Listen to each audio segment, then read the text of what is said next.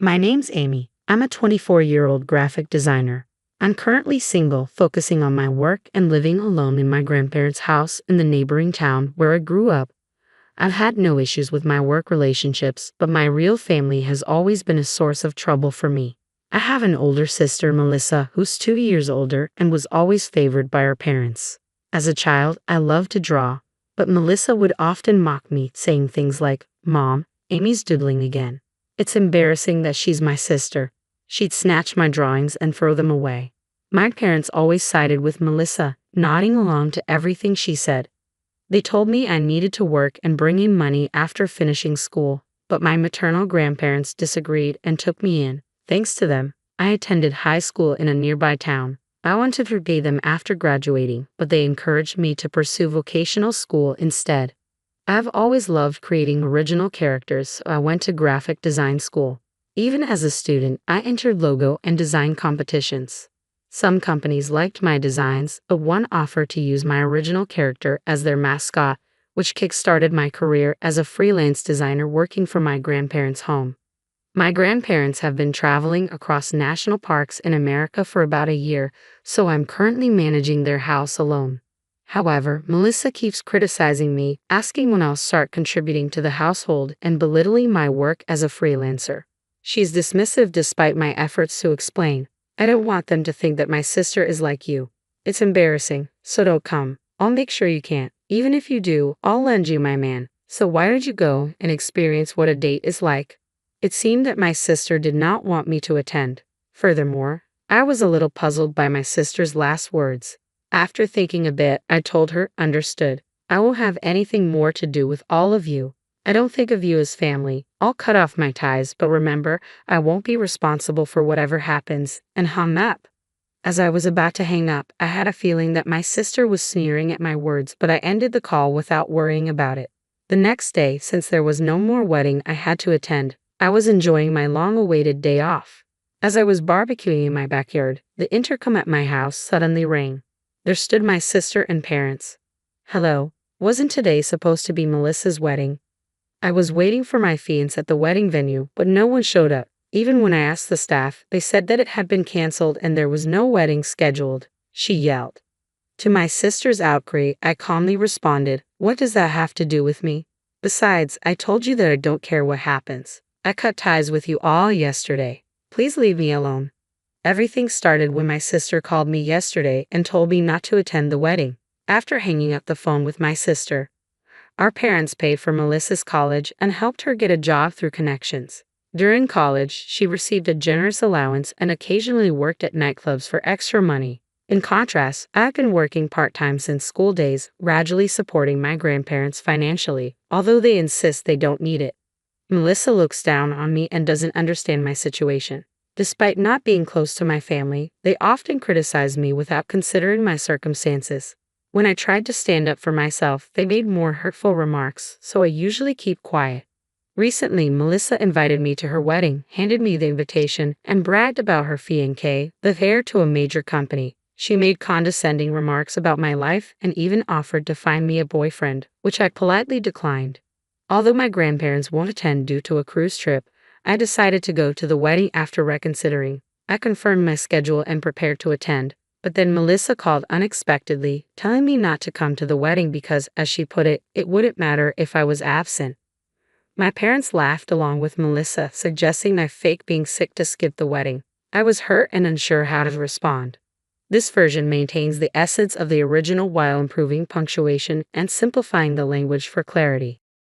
I contacted someone. It was the father of my sister's fiancé.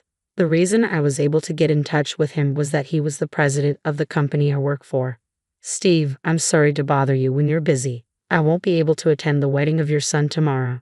I had called Steve immediately after hanging up the phone with my sister. In fact, when I received an invitation from my sister announcing her marriage, I only thought that the name of her fiancé, Robert, seemed familiar. It was only later when I received the same invitation from Steve. So I was taken aback to learn that the man who was marrying my sister was Robert. But when I told Steve that the bride was my sister, he joyfully said, "When Robert talks about Melissa, he always looks so happy." When I met Melissa, she was a wonderful lady. "She's definitely your sister, Amy." We look forward to working with you both personally and professionally.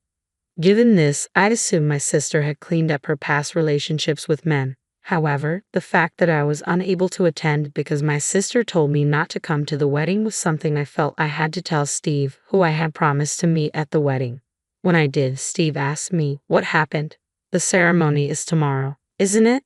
Did you overwork yourself and get sick?" He seemed very worried about me. It was a bit hard for me to say, but I decided to relay exactly what my sister had told me. She told me a bottom-rung loser like you should not attend the wedding tomorrow. She called you a bottom-rung loser even though you're such a successful designer. Does your sister not know? He seemed outraged that I was being called a loser. The only people who understand me are my grandparents, who are currently overseas. And about what my sister said, I told a story about my family that I had never told anyone before. Apparently, Steve immediately told Robert about the conversation, and Robert was very angry too. Steve's family values their kinship, thinking of their employees as family. Although I'm not an employee, they seem to value me as well because I work with them, considering me as part of the family. We don't consider people who can't cherish the family we value as our family. We're sorry, but we can't accept your family into ours, he said to me. Robert, who was nearby, said, "I'm sorry, Amy, but I'm thinking about calling off the wedding with Melissa." To his words, I said, "Robert, I have cut ties with my family, so you can do whatever you want. Also, there's something else I need to tell you," and decided to share a certain fact. "What is it, Robert?" Not knowing what he was about to be told, responded in a worried voice. Feeling apologetic, I told him what my sister had said to me after she told me to skip the wedding. My sister said she was going to lend her boyfriend to me. So I hesitate to say this, but I think my sister has had bad habits with men since the old days. I suspect that she might have another man aside from you, Robert. What? She told me she was single when we started dating, and she came on to me. He seemed a bit shocked. Steve then came on the speaker. "Amy, you said you're free tomorrow, right?"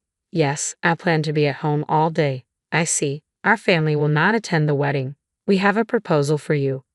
Thinking it sounded fun, I agreed. The plan was to have a barbecue at my house on the day of the wedding. So when my sister and my parents came to my house, we were in the middle of the barbecue, including Steve and Robert. As I was dealing with them at the front door, Robert, noticing the three of them had arrived, peeked at the door. "Why is Robert here? Today is supposed to be the wedding." We went to the venue and were told the wedding was canceled. None of the attendees from your side showed up, and we couldn't contact anyone, so we were worried. "Why are you here? Don't tell me you two have been." "Disgusting." My sister, upon seeing Robert, came at us all at once. There Robert sighed heavily and told my sister quietly, "You're someone who can't cherish family. We heard about your attitude and words towards Amy. You told me your sister was busy with work and couldn't see you often, but that's not the case at all." "Well, I'm ashamed that this unemployed loser is my sister. It's better for her public image to say that she's busy with work, isn't it?" "That's why I've been saying she's busy with work. What's wrong with that? I've been speaking well of her in public. I would appreciate some gratitude for that." My sister insisted it was for my sake. Seeing my sister like this, Robert defended me, emphasizing how much I contributed to his company. "You know, it's proof of not valuing family when you, her own sister, have no idea what kind of work Amy does. You've been calling her unemployed, but her income should be at least double yours.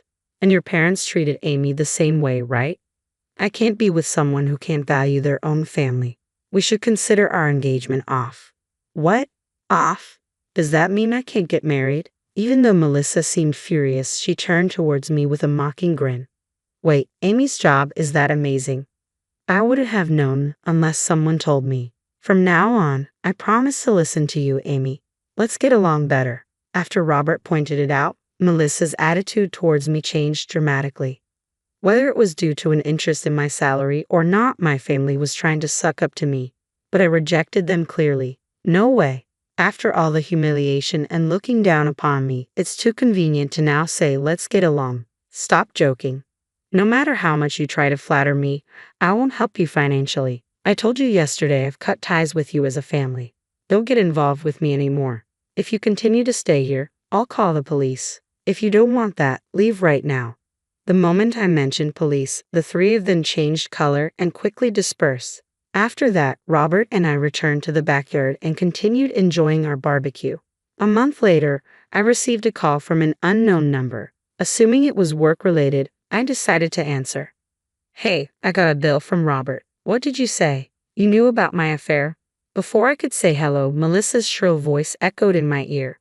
"What are you talking about all of a sudden? I've repeatedly told you not to involve me, but you still do. I don't care about your affair anymore, so please never contact me again." With that, I hung up. Later, I heard from Robert that the investigation of Melissa's affair during their engagement had finished and it seemed possible to claim compensation and cancellation fees from the venue. As Melissa had quit her job with the plan of getting married, I heard she was juggling several part-time jobs to somehow pay the compensation. She seemed to have run crying to her parents, but their income had never been great, so I don't think that they could be of much help. As someone who was spoiled until now, I hope Melissa takes responsibility for what she's done. Currently, I'm still working with Steve's company. We've been discussing the opportunity for me to create various products as an exclusive designer. I look forward to continuing to work happily with these kind of people in the future.